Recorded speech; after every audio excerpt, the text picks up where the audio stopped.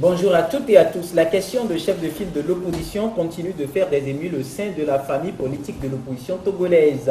Lundi dernier, le président du MRC, Mouvement républicain centriste, Abbas Frédéric Kabwa, était face à la presse pour fustiger une déclaration du coordonnateur du collectif Sauvons le Togo, Maître Atazus Ajavon, dans la déclaration dans laquelle ce dernier reconnaît à Jean-Pierre Fabre le titre de chef de file de l'opposition. Alors, la problématique a besoin d'être posée et nous allons en débattre ce matin avec nos invités. L'autre question, elle est relative aux élections locales dans notre pays, le Togo. Elle se pose avec acuité. La CDPA a lancé le sujet la semaine dernière et concentre ses efforts pour sensibiliser les populations sur les rôles qui leur incombent dans cette lutte destinée à obtenir les élections locales et donc les réformes constitutionnelle, institutionnelle et puis la décentralisation dans notre cher pays, le Togo. Tout comme la CDPA, il y a également le chef de file de l'opposition qui a, dans une intervention, a indiqué qu'il userait de son titre, de son statut de chef de file de l'opposition pour obtenir les réformes, les élections locales et donc l'alternance au pouvoir. Nous tirons également l'attention de vous qui nous suivez sur le fait que l'Union européenne, déjà bien avant l'élection présidentielle de 2015, avait donc parlé du sujet et l'avait inscrit dans les priorités. Et également, lors de la prestation de serment, il y a également le président de la Cour constitutionnelle qui l'a rappelé au chef de l'État, Faure Gnassingbé. Alors nous en parlons encore ce matin. La ville de Sokodé, vous connaissez la situation, c'est depuis hier, une situation de crise entre les Tèmes et les Peuls. Bouvier, la tension a été très vive, entraînant des barricades, des pneus brûlés, des jets de pierre et les populations étaient armées de machettes et gourdins pour régler les comptes aux Peuls, accusés d'avoir tué un Thème dans la journée de lundi. Les militaires, disons les forces de l'ordre, ont été dépêchés sur place, mais ça n'a pas été du tout clément pour ces forces de l'ordre parce que la tension est très très vive. Alors, 3 sujets donc au menu de nos échanges ce matin et c'est avec 2 invités. Léon Djourou, que vous connaissez parce que vous avez l'habitude de le suivre tous les lundis, mais aujourd'hui exceptionnellement mercredi, il est là parce qu'il s'y connaît en ce que nous appelons transhumance qui serait à la source de cette situation qui prévaut à Tchalo, à 8 km de la ville de Sokodé. Bonjour Léon. Bonjour Rodrigue. Bien habillé pour la circonstance. Peut-être pour la circonstance et peut-être pour autre chose aussi. Peut-être pour autre chose aussi. Mais j'aimerais quand même... Juste pour dire que c'est traditionnel et ça me plaît, j'aimerais être comme ça dans les prochains jours. Ce que je le souhaite vivement. Mais j'aimerais aussi dire à nos auditeurs que je n'interviendrai pas sur les événements de transhumance parce que je m'y connais, oui. Parce que je sais que eux aussi ils nous en connaissent beaucoup, voilà. Mais j'interviendrai surtout parce que j'aurai quelque chose d'important à dire. Merci donc. Et notre second invité, Ildefonse Apaki, nous le présentons en tant que journaliste, mais vous allez suivre au fil du débat, vous allez comprendre qu'il porte une autre casquette à partir de quelques jours maintenant. Bonjour Ildefonse. Bonjour Rodrigue et bonjour à tout le monde. Voilà, peut-être les gens auraient bien voulu qu'on attaque par là, puisqu'on a l'habitude de vous présenter comme premier responsable de TogoVision.com au Togo, ce site qui relayait notre émission Grand Jury, qui permettait donc aux Togolais de la diaspora de nous suivre. Mais aujourd'hui, vous êtes là sous une autre casquette. Mais justement, je crois que depuis le 23 janvier dernier, je ne suis plus le directeur local du site web TogoVision.com. Ça, vous l'avez déjà annoncé à nos auditeurs et téléspectateurs. Et j'avais dit qu'au moment opportun, on en parlera. Et je crois que c'est aujourd'hui le moment opportun. Si vous pas de hasard. Si vous voulez bien, on en parlera. Bien sûr que oui. Bien, je crois que, avant tout, je voudrais rendre grâce à Dieu pour tout le temps que j'ai passé en tant que premier responsable local de ce site au Togo, avec tous les risques que cela comportait, bien. Mais avant que je ne sois directeur local de TogoVision, je suis directeur de publication de la Gazette du Golfe. Un journal que l'État togolais a voulu mettre sous éteignoir. Mais je ne voulais pas m'appesantir sur TogoVision, c'est lui faire beaucoup de publicité. Mais je voudrais, à travers cette occasion qui m'a été offerte, relever un certain nombre de points par rapport à certains de nos compatriotes qui vivent à l'étranger qui ont l'idée d'employer leurs frères au Togo. Je garde c'est déjà une bonne chose. de très bons souvenirs parce que j'ai composé avec une équipe de jeunes qui sont très dynamiques. Et mon départ de Togo Vision est intervenu à la suite d'un quiproquo qu'il y a eu entre le promoteur et moi. Et c'est aussi banal. Mais comme je le dis, que j'ai gardé des souvenirs, je retiens qu'il n'y a pas que ceux qui nous gouvernent au Togo qui n'aiment pas la vérité, mais il y a des gens qui se prétendent de l'opposition, il y a des gens qui se prétendent être au service du peuple, mais qui n'aiment pas la vérité. Je garde de très bons souvenirs parce que j'ai eu des expériences. Je ne m'y connaissais pas en la vidéo, puisque je suis un journaliste de la presse écrite, je l'ai dit tout à l'heure, la Gazette du Golfe. Et je pars avec tous ces souvenirs, avec ces expériences-là. Aujourd'hui, j'ai lancé la Gazette du Togo.com. La Gazette du Togo.com. Et la Gazette du Togo.com est un site d'information, pas comme Togo Vision, un site qui relaie et des événements écrits et des événements vidéo. Et je crois que nous allons, à travers la Gazette du Togo, faire ce qu'il y a de faire, c'est-à-dire garder la ligne éditoriale de la Gazette du Golfe, qui a pour éditorial la lutte aux côtés du peuple togolais. Voilà en somme ce que je peux vous dire sans rentrer dans les détails. Voilà, sans rentrer dans les détails, on respecte. Mais dites-nous déjà sur le lien lagazettedutogo.com, qu'est-ce que les auditeurs, les téléspectateurs donc, qui nous suivent, qui sont éventuellement des internautes, vont y trouver? Ils trouveront presque toutes les rubriques politiques, économiques, sociales, et des reportages vidéo sur la culture, sur le sport et sur l'environnement. Je crois qu'il y aura aussi des dossiers, des enquêtes qui seront menées et qui seront publiées, et soit par écrit, soit par vidéo. D'accord. Et puis surtout, peut-être ce que vous réservez de dire à nos auditeurs, téléspectateurs, éventuellement des internautes, c'est finalement ce site qui va officiellement héberger l'émission Grand Jury, qui n'est plus accessible sur Togo Vision désormais. Et ça, on a pris soin de vous communiquer ça. Désormais, vous avez par exemple vos frères, vos sœurs qui sont de l'autre côté, à l'Occident ou en Outre-mer. Juste vous leur communiquez le www.lagazettedutogo.com, ce site qui va reprendre en visuel l'émission Grand Jury, également l'émission Le Point. Voilà donc ces deux émissions qui seront postées sur ce lien, et ce qui nous envoie directement à vous souhaiter bienvenue pour la visite, et ce sera très bientôt. Surtout n'oubliez pas le lien, le www.lagazettedutogo.com. Alors Léon, vous avez suivi tout à l'heure et Delphonse, vous avez compris qu'à un moment donné, lorsque vous sentez que sous le toit d'une autre personne, vous n'êtes pas tellement à l'aise, ça rejoint peut-être la parole d'un homme puissant dont je préfère taire le nom, qui dit pourquoi ne pas construire sa propre lutte. Oui, et c'est bien dommage parce que le monde n'a plus vocation à ce qu'il y ait de multiples particules qui finalement sont insignifiantes. Parce que ce que nous constatons aujourd'hui, c'est qu'au sein même, ou en tout cas au sein de la classe politique ou même de la société civile, c'est des éclatements comme ça qui arrivent, soit parce que pour un oui ou un non, deux ou trois personnes ne se sont pas entendues, et ça c'est bien dommage par rapport à ce que le confrère des France vient de dire.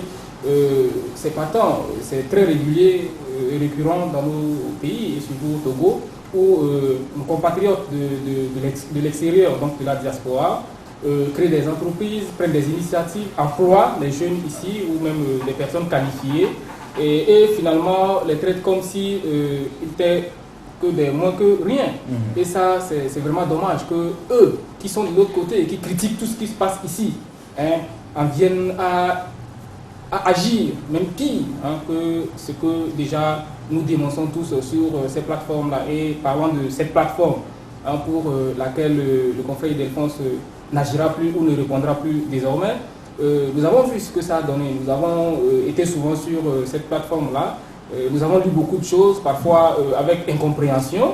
Et aujourd'hui, étant donné qu'une autre ligne va être définie avec la gazette du Togo.com, j'espère que nous comprendrions mieux ce qui va se dire désormais. Alors, bon vent à la gazette du Togo.com.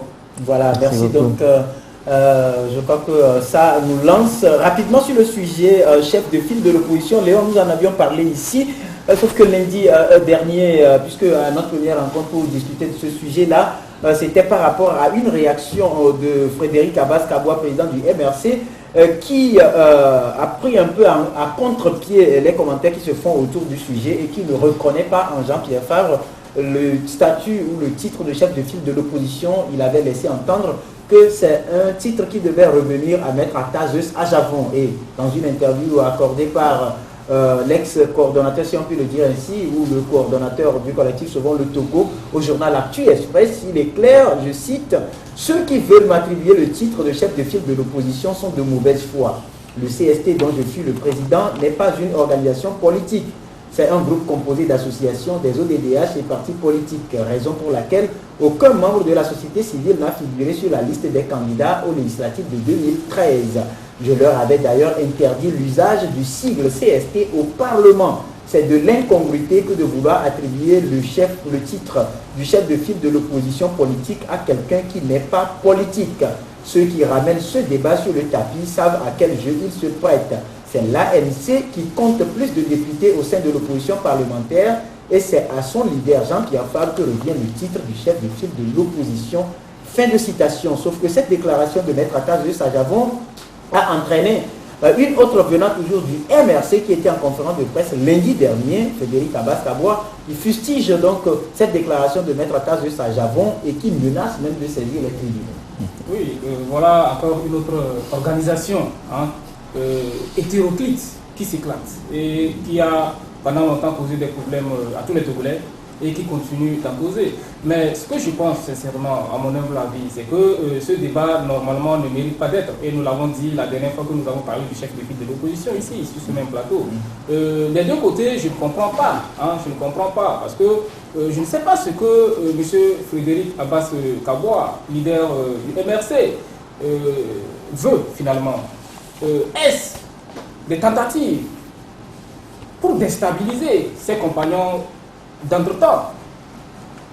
Que veut-il réellement? Faire noyer certaines personnes pour émerger lui, ce qui est carrément impossible à en voir ce que ce parti représente sur l'échiquier politique togolais? Ou voudrait-il tout simplement mettre à mal tout ce qui se fait actuellement pour l'évolution démocratique de notre pays? Et ça encore, je crois que la manière dont il s'y prend est très mauvaise. Maintenant, de l'autre côté, les réactions ou les réponses interposées par médias interposés, par organes de presse notamment, ne sont pas, à mon avis, adéquates. Parce que il serait bien pour des gens qui ont déjà travaillé ensemble, pour apprendre à laver le linge sale en famille. Pour l'émergence de la démocratie au Togo, de s'entendre, de rester ensemble, de pouvoir s'asseoir et d'en rediscuter sérieusement au sein même de leur organisation, pour lequel tout le monde encore ici et aujourd'hui réclame l'appartenance. Parce que Abbas-Kabwa n'a jamais dit, ou en tout cas à notre connaissance, n'a jamais été exclu du CST. Donc il se réclame encore membre du CST. Et pense d'ailleurs, par rapport à cette dernière réaction, que normalement il devrait être consulté avant que Zeus Ajavon ne puisse faire une telle déclaration. Voilà, ne puisse prendre fait cause pour son neveu Jean-Pierre Fabre, qu'il voudrait propulser donc, à la tête de l'opposition togolaise. Et cela exprime encore une certaine incompréhension. Et désormais, qu'est-ce que nous constatons? C'est une certaine méfiance au sein même de l'opposition. Au lieu que ces personnes-là, qui sont là pour lutter pour le développement ou pour lutter pour l'émergence, sinon l'instauration définitive de la démocratie au Togo, puissent s'entendre, puissent poser les gens, puissent donner l'exemple, on constate plutôt que c'est des gens qui s'insultent en chien de, qui se regardent en chien de farce et qui s'insultent à tout bout de champ, parce que j'ai vu des termes qui ont été utilisés, j'ai lu des termes qui ont été utilisés par M. Abbas Kaboa dans sa déclaration, qui n'est pas du tout digne d'une personnalité politique comme lui. Et moi je me demande parfois où en sommes-nous, si on peut se jeter comme ça des mots à tort et à travers envers les autres, envers ceux avec qui on a déjà collaboré par le temps. Maintenant, aujourd'hui, qu'est-ce qu'on est en train de montrer au peuple togolais? Qu'est-ce qu'on veut prouver finalement au peuple togolais? Et je crois que c'est la raison pour laquelle aujourd'hui, moi je l'ai toujours déploré, les gens n'ont aucune volonté de suivre qui que ce soit. Les gens préfèrent se recroqueviller entre eux. Voilà la jeunesse qui, fatiguée de ce que les aînés de la classe politique font toujours, ne cherche qu'à s'expatrier. Tout le monde veut partir, finalement personne ne veut rester. Et voilà ceux qui veulent rester, qui ne croient plus du tout à un changement, donc qui sont là et qui subissent. Et ça, c'est le fait vraiment de ces acteurs politiques-là. Donc, moi, je me pose encore la question. Qu'est-ce qu'ils veulent finalement par rapport à ces réactions multiples et incongrues? Voilà. Alors, Ildefonse Akwaki, c'est vrai, cette situation autour de la question de chef de file de l'opposition, est-ce que vous comprenez comment l'accueil qui est réservé à ce décret d'application de cette loi votée depuis 2013 par le Parlement? D'abord, je voudrais, pour ce qui me concerne, et comme j'ai toujours l'habitude de le faire une caricature de l'opposition togolaise ou bien des oppositions togolaises. Des oppositions togolaises? Vous prenez 2 tonneaux. Vous remplissez un tonneau d'eau. Et vous emmenez les 2 tonneaux sur la colline de Tocoin. Alors, vous poussez les 2 tonneaux. Vous les balancez dans le vide. Vous les balancez dans le vide. Et vous comprendrez que c'est ce tonneau vide-là, complètement vide, qui fera beaucoup plus de bruit. Autrement dit, on veut comprendre qu'est-ce que vous mettez dans tout ça. Je voudrais, pour être très clair, dire que ce sont les tonneaux vides qui font du bruit. Lorsque vous avez fait lecture tout à l'heure de la déclaration de monsieur ou bien de maître Zeus Saint-Javon, quelque part j'ai retenu et j'ai retrouvé que ce dernier disait, je le cite, le CST dont je fus le président n'est pas une organisation politique. Je fus un regroupement hétéroclite composé de partis politiques, d'associations, d'organisations de défense des droits de l'homme et tout. Je crois qu'il y avait même eu en son sein une association proche des journalistes. SOS, journalistes en danger. Je prends juste le verbe qui a été conjugué au passé simple. Je fus. Donc ce qui veut dire aujourd'hui que ce regroupement n'existe plus. C'est ma première remarque. La deuxième remarque, c'est au niveau même du dépôt de candidature, à la veille des législatives de 2013. Vous l'avez si bien dit tout à l'heure que le coordonnateur a pris soin de dire aux principaux responsables des partis politiques qui formaient le CST qu'en aucun cas le sigle CST n'apparaîtra au Parlement. Et quand vous faites un tour, parce que depuis que cette histoire a commencé, quand vous faites un tour à la Commission électorale nationale indépendante et vous demandez des copies des dépôts qui ont été faits, nulle part, vous ne trouverez le sigle CST. Vous trouverez les logos de ces formations politiques qui ont pris part aux législatives. Maintenant, quand vous prenez la loi portant statut de l'opposition, en ses dispositions 24, la loi dit, je le cite, « Le chef de file de l'opposition est le premier responsable du parti politique appartenant à l'opposition au sens de l'article 2 ci-dessus, ayant le plus grand nombre de députés à l'Assemblée nationale. En cas d'égalité des sièges, le chef de file de l'opposition est le premier responsable du parti ayant obtenu le plus grand nombre de suffrages lors des dernières élections législatives. Le chef de file de l'opposition n'est pas nécessairement membre du Parlement. » Fin de citation. Je crois que cette disposition elle est bien claire. Elle est très claire et elle est limpide. Même pour des esprits déments, je crois que l'on peut comprendre que l'article 24 de la loi portant statut de l'opposition au Togo est clair. Mais la question qui reste posée, quelle est la finalité de ces micmacs qui fusent de tous côtés? C'est la grande question. Toutes ces attaques verbales, toutes ces attaques langagières, tout ce que les responsables politiques posent comme acte, est-ce que cela a droit de citer au moment où les Togolais tirent le diable par la queue, au moment où l'État togolais devient réfractaire de poser les jalons pour une réelle démocratie dans notre pays? Je crois que l'urgence n'est pas ce qui est en train d'être fait par rapport au sujet d'un quelconque chef de file de l'opposition. J'ai même écouté des juristes qui ont dit que la loi n'est pas bonne. Oui, la loi n'est pas bonne, mais la loi fondamentale togolaise, en sa disposition 144, demande, si la loi n'est pas bonne, la démarche qu'il faut adopter. Mais une fois que la loi est adoptée, elle régit l'État togolais. Que M.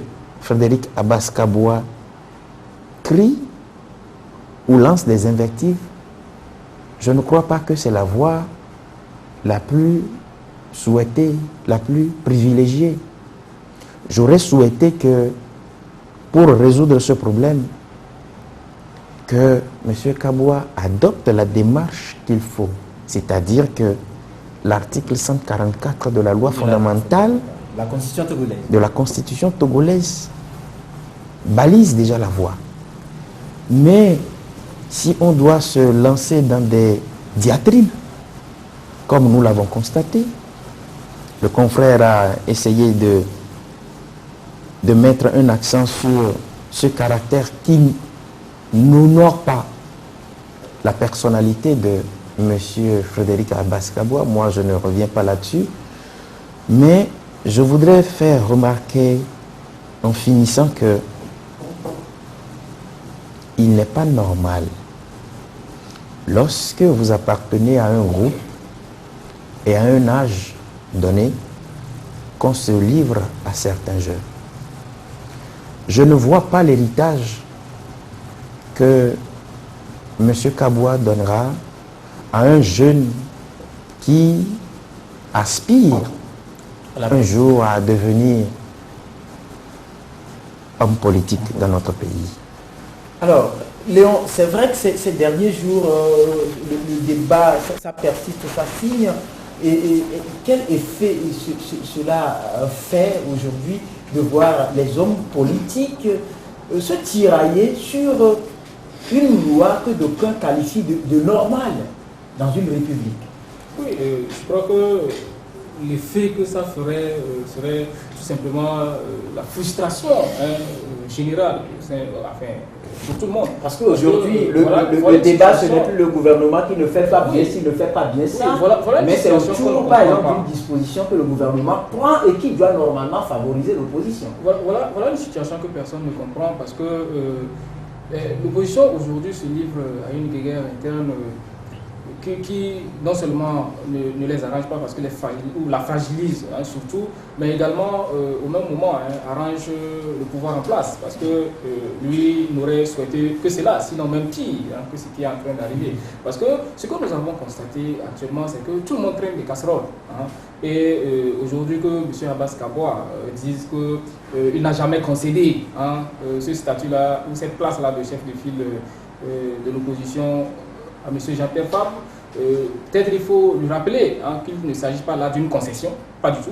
Il s'agit de la loi togolaise, d'une loi togolaise qui doit être appliquée et qui doit être d'application stricte et respectée en tant que telle par tout citoyen togolais et même ceux qui résident sur le territoire national qui ne sont pas forcément des citoyens nationaux doivent quand même observer la loi togolaise. Donc on ne lui demande pas une certaine concession, mais d'accepter que ce soit la loi. Et ce n'est qu'en faisant cela qu'il pourra donner un exemple à toute cette jeunesse-là qui quelque part regarde. Il faut seulement faire un tour sur les réseaux sociaux pour se rendre compte que personne aujourd'hui n'est d'accord avec ce qui se fait. Le 4 janvier, M.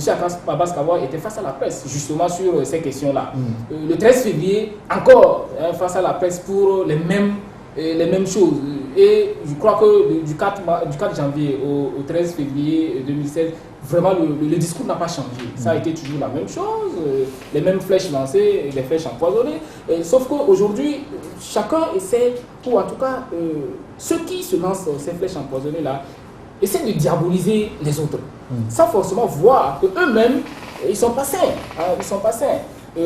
Lorsque je prends par exemple le cas Abbas Kaboa, tout le monde sait aujourd'hui que lorsqu'il avait son supposé cancer de gorge, c'est Zeus Ajabor qui lui est venu en aide. Je ne pourrais peut-être pas dire le montant, mais tout le monde sait que ça coûte des millions. Écoutez, mais ça c'est l'amitié, ça c'est l'amitié aujourd'hui. D'accord. Donc au nom de cette amitié-là, comme vous le dites Rodrigue, on ne devrait pas se livrer justement, on ne devrait pas finalement venir face à des médias et vilipender l'autre comme si de rien n'était ou il n'en avait jamais rien existé de secret entre vous. Lui aussi il traîne des choses et que si tout le monde devait aujourd'hui se mettre à parler, ça ne serait pas bien. Voilà un groupe de jeunes qui est là, dont je fais partie, et qui trouve que M. Abbas Kaboa ne représente rien du tout, et que même il a fait un appel d'offres, pas un appel d'offres, comment il s'appelle? Oui, je crois qu'il a lancé un appel d'offres pour la réfection de son siège.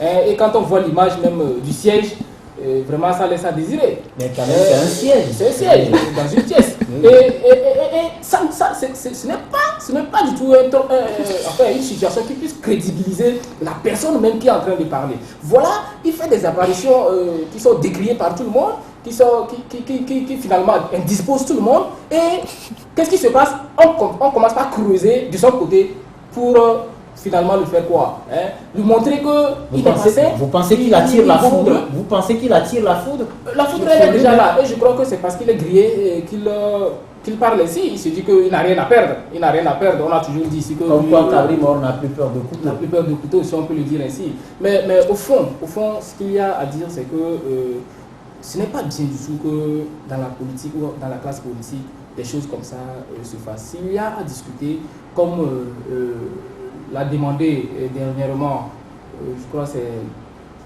je ne sais plus quelle partie l'a demandé, qu'il y ait des états généraux de l'opposition togolaise, qu'ils puissent s'asseoir et qu'ils puissent en discuter au sein même le Togo autrement. Le Togo autrement, justement. Donc qu'ils puissent s'asseoir et qu'ils puissent en discuter. Parce que pour le Togolais lambda, ça le frustre de voir ceux en qui il voudrait bien poser ou porter sa confiance pour que les choses changent et se livrer finalement à des jeux de ping-pong comme ça. Et j'aimerais peut-être interpeller aussi l'autre côté de l'opposition togolaise qui réagit quand il ne faut même pas réagir. Et que désormais, s'il faut faire changer les choses, ils savent là où il faut changer les choses. C'est à l'Assemblée nationale. Donc, à eux de se battre aujourd'hui, s'ils trouvent que la loi est insuffisante, parce que moi aussi je crois que la loi elle est insuffisante et parfois parsemée de clairs obscurs, des choses qui paraissent claires mais qui ne sont pas du tout claires, qu'on peut donner, et qui sont sujettes donc à plusieurs interprétations possibles. Donc, ce qui fait toujours qu'il y a débat là-dessus. Donc, c'est à eux de faire en sorte qu'ils puissent avoir une certaine majorité pour 2018, afin qu'ils puissent aussi réintroduire une autre réforme de cette loi-là. Et je pense que ça amender la loi. Oui, une avancée notable dans notre pays.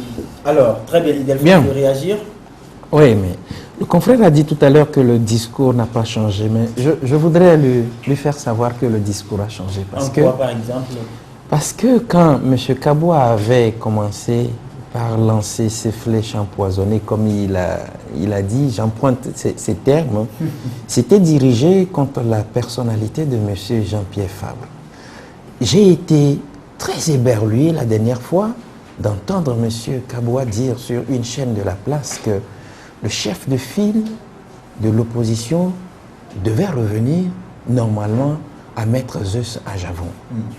Mais, diantre, il a été clair, il a apporté beaucoup d'explications. Il a estimé que l'ANC n'était pas aux législatives en tant qu'ANC, mais c'était un regroupement de partis politiques. Je crois que tout à l'heure... Et puis, sans oublier qu'il est membre fondateur, selon ses propos, de ce regroupement de partis politiques. Non, CST, Collectif Second le Non, je ne ferai pas de polémique sur ça. Mais ce que je sais, c'est que quand vous faites un tour au siège de la CENI, je l'ai dit tout à l'heure, que vous devez vous rendre compte que les partis politiques, membres du CST, étaient allés aux législatives, non pas au nom du CST, mais en leur nom propre. Et les candidatures portaient le logo de chaque parti politique. Vous l'avez si bien précisé que le coordonnateur a eu le réflexe de dire qu'en aucun cas, en aucune occasion, il ne saura, l'on ne parlera pas du CST au Parlement. Quand je dis aujourd'hui que le discours a changé, je disais que c'était destiné à la personnalité et contre la personnalité de M. Jean-Pierre Fabre. Et que j'ai été éberlué, ou je suis éberlué en vous parlant, de me rendre compte que celui que M. Kabwa a voulu qu'il soit le chef de file de l'opposition, c'est à lui-là qu'il s'attaque au finish. Oui, parce qu'il a refusé, parce qu'il a dit, il a pris à contre-pied cette volonté de Frédéric Abbas-Kabwa. Je crois que quand nous revenons à la loi portant statut de l'opposition togolaise, en sa disposition 24, que j'ai lu tout à l'heure, la loi est claire. Mais quelle est cette formation politique au Parlement qui porte le nom de CST pour que son chef de file soit le coordonnateur du CST? Dites-moi. Non, mais dites-moi, soyons réalistes. Je ne connais pas. Je sais qu'il y a un groupe majorité parlementaire, je sais qu'il y a le groupe parlementaire ANC. Il y en avait ANC a dit, après c'est devenu groupe parlementaire ANC. Et puis bon, pourquoi en son temps il n'y avait pas ce problème? Et que c'est quand on a signé maintenant le décret d'application qu'il y a problème. Mais je crois que le débat n'est pas sur, à l'analyse, et selon moi, le débat n'est pas porté sur la loi même. C'est sur la personnalité qu'il incarne? Je crois que c'est sur la personnalité de M. Jean-Pierre Fabre. Parce que quand vous écoutez M. Kabwa parler, M. Kabwa n'a jamais fait allusion à la loi portant statut de l'opposition. Si vous prenez la déclaration liminaire qui a sanctionné tout dernièrement sa conférence de presse, mais en aucun cas, M. Kabwa n'a n'a pas fait allusion à la loi, mais M. Kabwa a essayé de faire des gymnastiques. Il a essayé de rafistoler. Mais ce n'est pas ça, en fait. Moi, c'est ce qui me dérange. Ce qui me dérange en plus. Vous pensez qu'il s'attaque à Jean-Pierre Fall? Non, c'est sur la personnalité. Si vous permettez, je voulais revenir encore sur le fait que je dise que le discours n'a pas changé. Parce qu'aujourd'hui, dites-moi, est-ce que de toutes les fois que M. Abbas Kabwa a fait des déclarations, des déclarations liminaires, des conférences de presse et autres, pouvons-nous, à ce jour, faire une synthèse et pouvoir dire concrètement quelle est la position de M. Abbas Kabwa par rapport à l'évolution de la situation au Togo? Non, je crois que non, et ça c'est dans l'absolu. Donc, à ce titre-là, je dis que le discours n'a pas changé et il faudrait que ce discours-là puisse changer. Il faudrait c'est-à-dire selon vous, un discours constructif selon à la vous, fin. C'est des discours qui sont destinés à condamner des personnes. Est-ce qu'à condamner des personnes, à détruire plutôt des personnes, à vilipender des gens, et ce qui n'est pas un débat qui devait normalement avoir lieu. Nous sommes des journalistes, nous devons donner la parole à tout le monde, ça je le redis encore, mais je crois qu'à partir d'un moment donné, étant donné que nous-mêmes, nous n'avons pas beaucoup de colonnes pour mettre tout dedans, nous devons consacrer finalement nos colonnes à certaines personnes qui peuvent faire changer, qui peuvent faire évoluer les choses. Donc certains discours qui peuvent être compris par nos compatriotes. Parce que ce que nous avons vu aujourd'hui aussi, c'est quoi? C'est qu'il y a une catégorie de Togolais qui sont réceptifs aux paroles, qui ne regardent pas trop les actes. Or, aujourd'hui, nous sommes convaincus que ce n'est pas seulement la personne qui parle beaucoup, qui crie sur tous les toits, qui dit des choses, qui dit la vérité ou qui pourrait mieux agir. Parce que jusqu'aujourd'hui, je ne suis pas sûr et je ne le crois pas. Toutes les fois que M. Abbas Kabwa a fait des déclarations, et parfois je trouve que ce sont des déclarations excessives, on n'a jamais vu de preuves. On n'a jamais vu de preuves. Et aujourd'hui, je me demande si on lui demandait d'apporter des preuves de tout ce qu'il avance, il pourrait vraiment... S'il n'a pas les preuves, pourquoi menacerait-il de porter... Et c'est là encore qu'on voit le degré de bassesse qui réside dans cette chose-là. Parce que on se dit quoi? Voilà quelqu'un qui fait des déclarations, qui dit des choses sur des gens, qui, entre guillemets, croit dévoiler des secrets. Mais personne ne vient jamais lui demander d'apporter des preuves de ce qu'il raconte. Ça veut dire qu'à la limite, on ne vous considère même pas du tout. Et ça fait le ridicule, sincèrement. En tout cas, je crois qu'on va évoluer compte tenu du temps qui nous est imparti. Mais c'est très important quand même de comprendre, c'est vrai, comme un artiste ivoirien l'a chanté, la loi, c'est la loi, elle est dure, mais c'est la loi. En tout cas, on attend juste que cette loi soit publiée dans le journal officiel pour voir ce que ça va donner. La question serait plutôt de chercher à savoir ce que cette loi apporte de positif à l'opposition togolaise dans le cadre de sa lutte.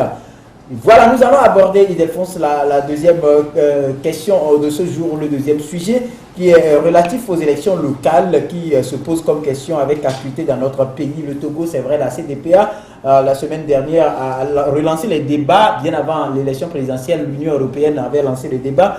Et le chef de file de l'opposition, même si il est contesté, il a quand même déclaré qu'il userait de ce statut-là pour contribuer à l'obtention des réformes, des élections locales, de la décentralisation, de l'alternance. Alors, les élections locales, est-ce que vous y croyez au Togo?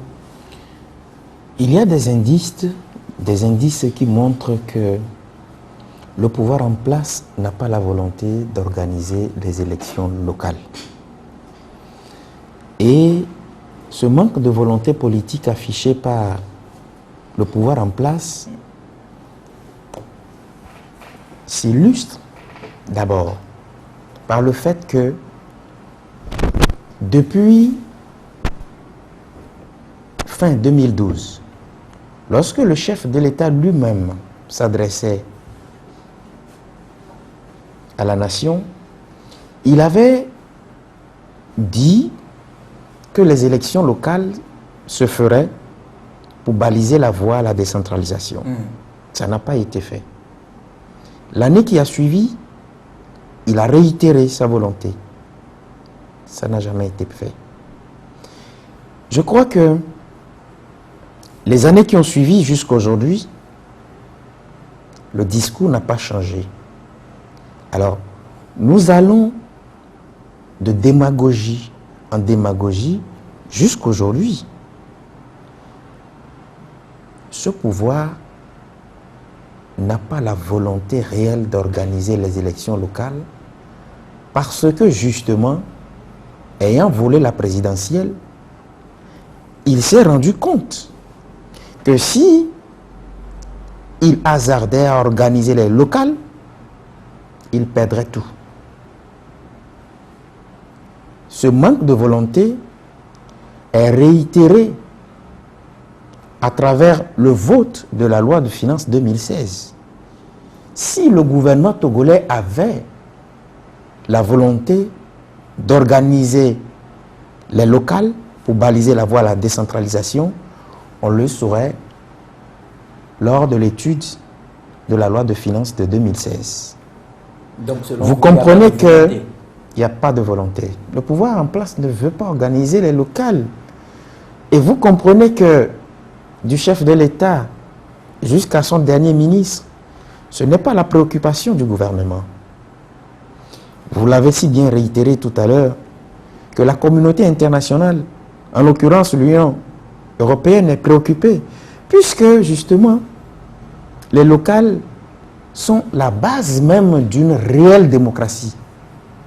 Il faut donner la parole à la base. En donnant la parole à la base, il faut que la base essaie d'élire ceux qui doivent conduire sa destinée. Ça n'a pas été le cas. Est-ce que vous vous rendez compte que la posture aujourd'hui, c'est que le Togo est ridiculisé quand vous voyez ces messieurs et dames qu'on appelle présidents de délégation spéciale, quand siègent peut-être à droite ou à gauche d'autres personnes qui sont appelées maires. Vous ne pensez pas que ça ne va pas du tout au Togo? Alors, Léon, dites, est-ce que vous comprenez le pourquoi les gens s'acharnent sur l'organisation des élections locales?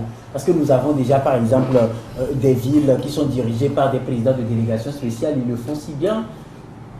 Est-ce que vous comprenez pourquoi les gens s'acharnent sur cette question des élections locales? Oui, Rodrigue, je comprends très bien, tout comme tout citoyen togolais le comprendrait, sauf que je ne suis pas d'accord avec vous quand vous dites qu'il y a des présidents de délégations spéciales qui gèrent ces circonscriptions-là si bien, parce que je ne sais pas le si bien là, ou pourquoi est-ce que vous le mettez, quand tout le monde crie partout, et quand il y a des tensions partout, et que les gens ont décrit encore récemment la militarisation du pays à travers des préfets qui sont nommés et qui sont des militaires parfois même à la retraite, ce qui à mon avis est une aberration. Je pense sincèrement que les locales sont d'autant plus nécessaires que l'air pour que l'humain puisse respirer, parce que c'est aussi là, c'est la base même de toute démocratie participative, les locales. Lorsque nous organisons les élections locales, on permet au niveau décentralisé à des personnes dignes de confiance, des populations locales de diriger, de pouvoir faire des propositions concrètes, de pouvoir monter des projets qui vont être financés par des bailleurs ou des partenaires qui ne sont pas forcément de l'État, qui ne sont pas forcément de l'État. Alors quand on ne le fait pas, on empêche donc ce pan-là du développement de notre milieu. Quand on fait cela également, on permet à des jeunes qui vont pouvoir se faire élire, soit pour être des conseillers, soit pour être ceci ou cela, et qui vont, à partir de ce moment-là, s'atteler à prendre la gestion de l'État, la gestion d'une localité par exemple, de telle sorte que ces personnes-là sont préparées pour un cursus qui sera une classe, et qui sera, disons, plutôt un parcours qu'ils vont emprunter pour peut-être à des élections plus grandes futures. Et lorsqu'on ne le fait pas, on handicape sérieusement les gens. Et on ne sera pas surpris de voir, comme on le disait tantôt, des gens qui viennent comme ça en politique et qui ne savent même pas qu'il y a des règles qu'il faut respecter aussi en politique et qui font des déclarations par-ci, par-là, qui disent n'importe quoi et qui se contredisent partout. Entre deux déclarations, ils sont déjà contredits. Donc je crois que c'est assez important d'installer ces locales-là. Et je crois qu'aujourd'hui, ce pouvoir est à blâmer parce que nous en avons besoin, oui, nous en avons besoin autant que. Quand je dis à blâmer, je pèse bien mon mot parce que ce week-end seulement, l'ANC et la CDPA étaient en meeting où ils ont regroupé des jeunes et ils ont laissé entendre que le pouvoir les a sollicités pour qu'il y ait un partage des délégations spéciales. Ce que je trouve quand même un peu insultant à l'égard du Togolais. Tout le monde ne peut pas réclamer qu'il y ait des élections locales pour que nous-mêmes on puisse choisir ceux qui vont nous diriger et que le pouvoir se permette d'appeler une seule personne, sinon est-ce qu'une seule entité, un seul parti pour lui dire comment est-ce qu'on fait, est-ce que vous n'êtes pas d'accord qu'on puisse partager le truc. Le Togo, c'est pas ça, c'est pas un gâteau pour que l'ANC et l'UNI se partagent le territoire. Un peu de quand même, comme on le dit. S'il vous plaît, il faudrait qu'on puisse aller réellement, qu'on puisse donner le pouvoir de décision au peuple togolais. Et je crois que c'est lui seul qui est souverain. Et de cette souveraineté-là détiennent donc des pouvoirs nos dirigeants. Peut-être pour apporter un peu d'eau à votre moulin, je reste avec vous, Léon. Il y a au moins quelques temps maintenant, le diplomate américain David Gilmour au poste à Lomé a laissé entendre quand même que nous sommes contents de voir que le Togo est en train de monter un programme pour faire les élections locales. Oui, je crois dire qu'au niveau du gouvernement, si on monte un programme, ce ne sera pas le partage. Oui, je crois que c'est un langage diplomatique et il ne pouvait pas dire le contraire parce qu'il n'est pas ici en mission d'audit. Il n'est pas ici en mission d'audit, il est ici en mission de coopération. Donc, en tant que tel, il doit tenir un langage qui puisse apaiser tout le monde, qui puisse encourager le peu qui est déjà fait à ce que ce soit encore mieux fait. Donc, je ne pense pas qu'il aurait pu dire autre chose. Mais peut-être, prenez M. Gilmour en offre, peut-être qu'il vous dira autre chose, ce qui a souvent été le cas. On a discuté avec des leaders politiques qui ont fait des rencontres avec la classe diplomatique et qui est sorti avec des propos contraires à ce qu'on a toujours vu lors des déclarations, lors peut-être des présentations et autres. Donc je crois que M. Gilmour ne pouvait pas dire autre chose. Le droit international, il est là. Et il y a aussi les accords diplomatiques qui sont aussi là. Tout comme ils respectent dans leur jargon le gentleman agreement. Yes. Voilà. Alors, je crois que je vais aller ici sur cet angle avec vous. Il y a une interview du président du nouvel engagement togolais, Djeri Tama, qui circule, ça a paru dans les journaux également ce mercredi, où il laisse entendre de ne pas se comporter comme si on organisait les élections locales aujourd'hui, l'opposition allait gagner. Je voudrais, avant de revenir sur votre question, avant de la répondre, prendre le contre-pied de ce que vous avez dit par rapport à David Gilmour, en citant Nicolas Martinez Berlanga, le chef de délégation de l'Union européenne, qui disait le 25 novembre dernier ceci, je cite, « L'absence des locales influe sur la sécurité et la paix. Nous sommes convaincus que le moment est venu pour relancer les chantiers des réformes politiques et de la décentralisation. » Fin de citation.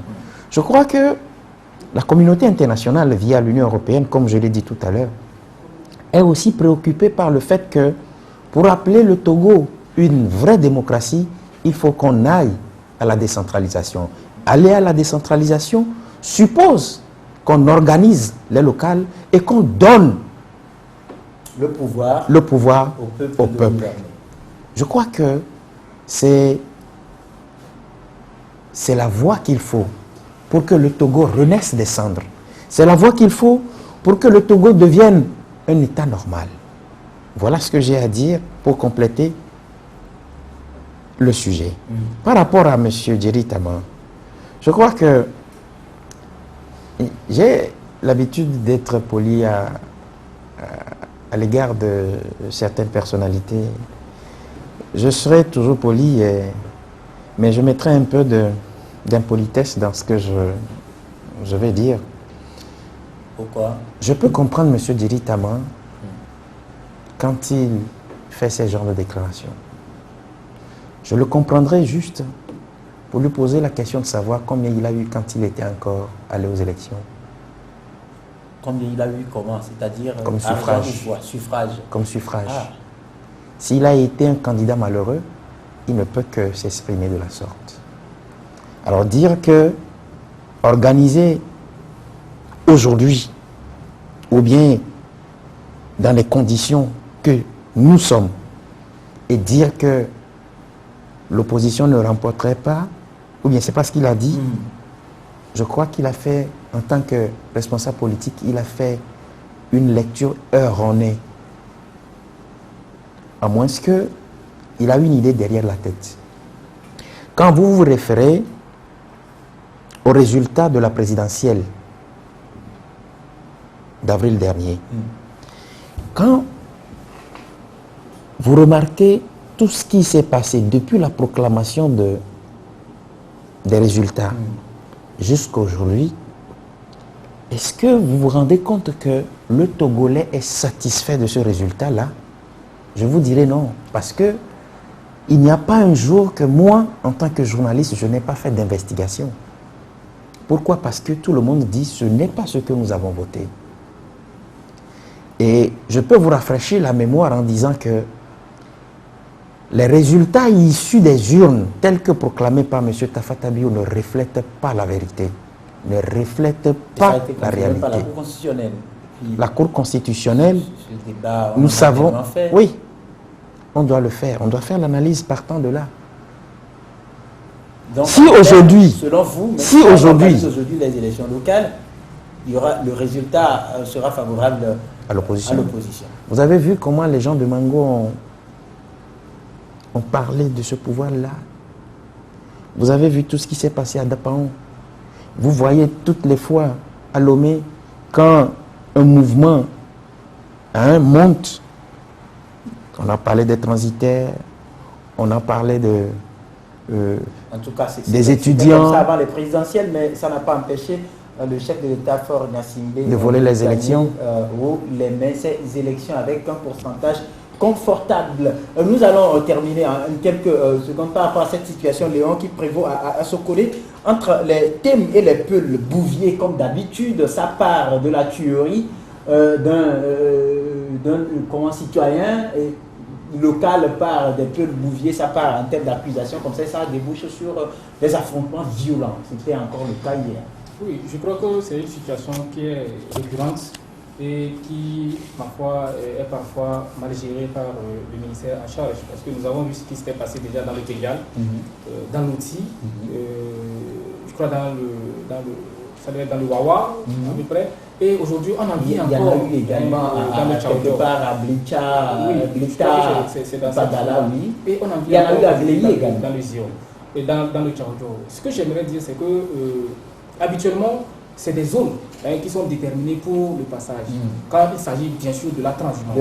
Mais en ce qui concerne le fait d'hier dans le Tchaoudjo, d'après les recoupements que j'ai pu faire ce matin, ce ne sont pas des transhumances, ce ne sont pas des peuples qui sont de passage. Non, c'est des peuples qui sont plus ou moins sédentarisés, voilà. Donc qui vivent désormais dans la zone et qui s'occupent donc du bétail que leur confient les uns et les autres. Voilà. Donc, et à ce jour, ou en tout cas à cette heure où je vous parle, je n'ai aucune information faisant état de ce que ce soit ces peuples-là qui aient tué l'autochtone dont on parle. Mais le fait qu'il y ait eu des antécédents, le fait qu'on a toujours vu en ces personnes-là, justement, des gens qui pouvaient s'adonner à ces crimes atroces, a fait que la population s'est dit automatiquement, ça ne peut être que ces personnes-là. Lorsque nous faisons la comparaison, donc le parallèle avec la ville de Lomé, où on ne voit pas toujours de ces peuples, vous verrez qu'il y a eu des crimes, il y a des crimes tout le temps, même encore hier, avant-hier plutôt, on parlait d'un crime comme ça, très, très, très infâme, mais personne n'a jamais indexé un peu. Vous voyez? Donc je crois qu'il en va de la communication, de l'éducation de masse que le ministère de la Sécurité doit faire à l'endroit des populations locales. Parce que la décision qui a été prise l'année dernière, après les événements du Bengal, c'est qu'on allait désormais, à part les zones de passage, délimiter les périodes de passage, pour que finalement on puisse à ces périodes-là mettre en place des systèmes ou un système pour canaliser la transhumance. Donc je crois qu'il faut bien aller au-delà et il faut passer à l'éducation des masses. Toujours leur dire que nous sommes dans un espace où les peuples qui viennent du Niger sont comme chez eux quand ils sont aussi au Togo. Parce qu'il y a le moyen, il y a la CEDEAO également qui est là. Donc quand les peuples qui, peut-être le Mali ou le Burkina, ils viennent au Togo, ils sont comme chez eux, ils n'ont pas besoin de visa, même une seule carte d'identité, ils n'ont pas besoin, ils vont passer. Donc il faut que nos compatriotes aussi puissent accepter que ces gens-là sont aussi des êtres humains et qu'ils ne sont pas toujours aussi mauvais qu'ils le pensent. Voilà. Très bien. Alors, le temps est contre nous. Il Alphonse, un mot autour? Non, je crois que, comme il a dit, il faudrait que le ministère de la Sécurité essaie de revoir sa copie et éduquer la population comme cela se doit pour éviter ce genre de comportement. Merci pour la disponibilité. Merci à vous aussi. Merci Léon pour la disponibilité. Je rappelle que je ferai tout possible pour être dans cet accoutrement dans les jours à venir. Merci donc à vous qui nous avez suivis. Merci également à toute l'équipe technique qui nous a accompagnés. Bien de choses chez vous, Élise Agossou. Merci beaucoup et bonne journée. Au revoir.